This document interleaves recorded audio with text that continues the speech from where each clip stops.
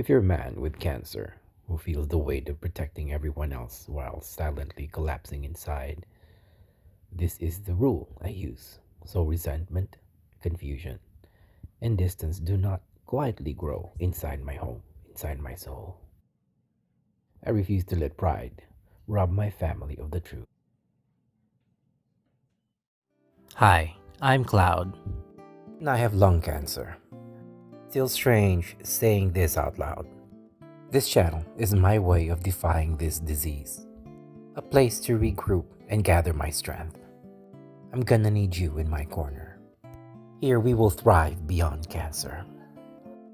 I truly pray that someday soon I can run again. My brother, let me ask you this question. Are you protecting your children? Or are you protecting your ego?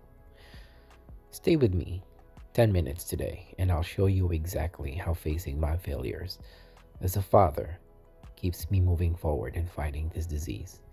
I have failed many times. I have had many missteps along this journey. Please allow me to share this with you so you may not make the same mistakes as I did. Listen, I speak to you as a man who gets things wrong, who's gotten this wrong. And I speak as a husband as well, as a father, and as a man who thought strength meant silence. Along this journey, there have been three distinct ways that I have failed in this fight. Let me show you. The first mistake was I was less than fully honest about my health journey. I tell myself that I am shielding her. I soften the diagnosis. I minimize the side effects. I often say, that is fine, and then I change the subject. How many times have you caught yourself saying that, doing that very same thing? I'm sure many times. I convinced myself that love requires protection from harsh realities, but what I'm really doing is building a bubble around my daughter. And bubbles do not prepare boys to become men or girls to become resilient women. Bubbles pop. You know this. Stoicism teaches me that reality is not my enemy. Denial is the true enemy. And when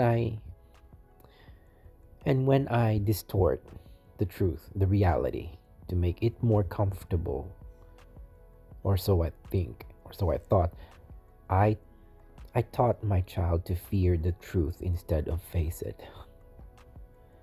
I'll say again, I taught my child to fear truth instead of facing it.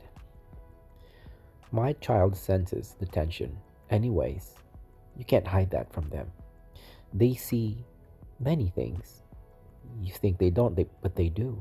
They see the appointments, they see the fatigue, they hear the quiet whispers, they feel the atmosphere at home shift.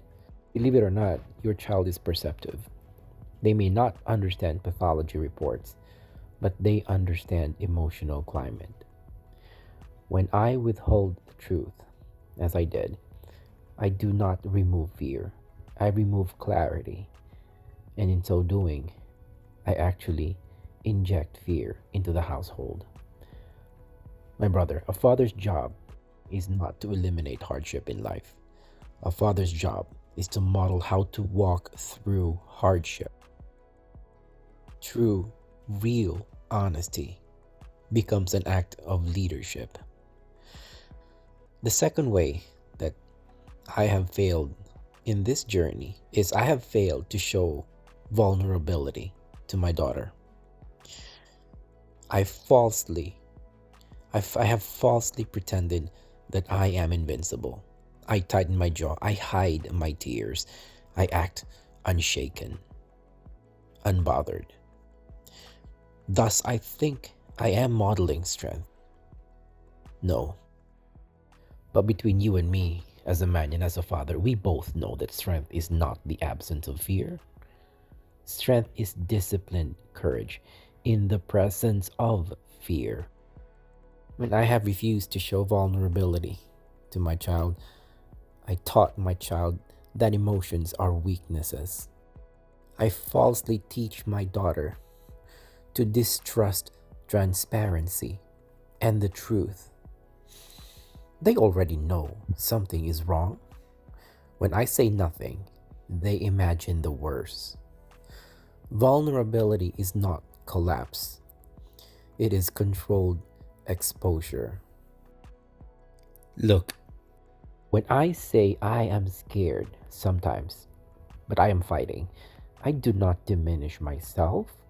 I elevate the standard of manhood in my home. Stoicism does not demand emotional suppression. No, it demands emotional discipline. Thus, I acknowledge fear. I do not let fear rule me.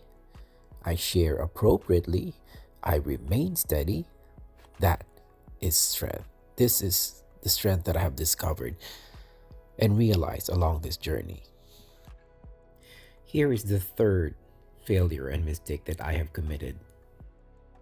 I have lost, I lost patience with my daughter when she did not understand the fight. My fight. This fight. This one hurts. She asks questions that feel naive. She reacts in ways that feel insensitive. She continues being a child when I am fighting for my life, and I grow frustrated. But whose fault is that? I say again, whose fault is that? If I have not been honest, if I have not been vulnerable, if I have not explained the battlefield, how can I expect her to understand the war, this war?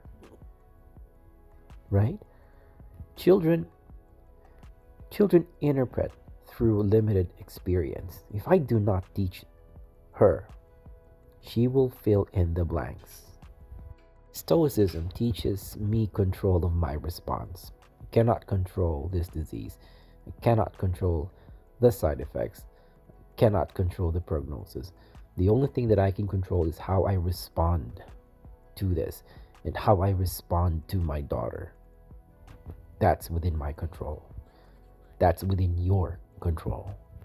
And once I allow frustration to spill over, to rule me, to rule my thoughts, I become smaller than the illness I am fighting. Patience becomes my discipline. A real father, a real man does not win in life by pretending he is never hurt. He wins by adjusting, by adapting, and by overcoming. So I begin to speak honestly. I sit down with my child. I sit down with her. I explain what is happening in language she understands. I admit when I am tired. I apologize when I lose my patience.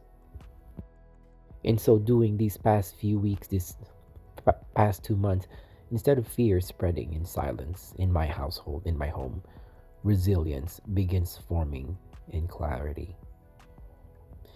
My daughter asks better questions. She now watches me how I process adversity and difficulty. My wife sees partnership instead of performance. Me? Well, I discovered that manhood is not about appearing unbreakable. It is about being dependable in truth. This disease, this illness that I have, has forced many changes in my identity and many aspects of who I am and who I was to the surface. Am I merely a provider? Am I merely a body? Or am I a leader of character? I choose character. I must remember that I have to model real character to my child. So in this regard, after sharing with you where I have failed, where I have had horrible missteps along my journey and my recovery, let me share with you a few things to sharpen your mind and so you may not make the same mistakes that I have. Number one, control the controllable. You know this. We've been talking about this all throughout these many videos in this channel. I cannot control this disease and how this disease progresses in me.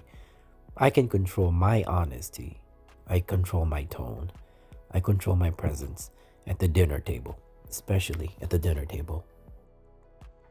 Number 2, accept my fate without surrendering effort. I do not love this diagnosis, but I love the opportunity to demonstrate virtue through it.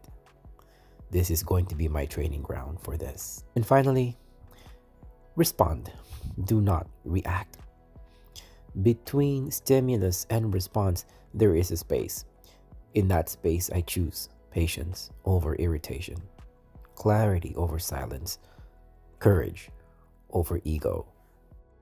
I pray some of these lessons are not lost upon you, so you may not make the same mistakes that I have. My brother, wherever you are, however you are doing, I pray you are choosing courage over pride, clarity over silence, and discipline over despair.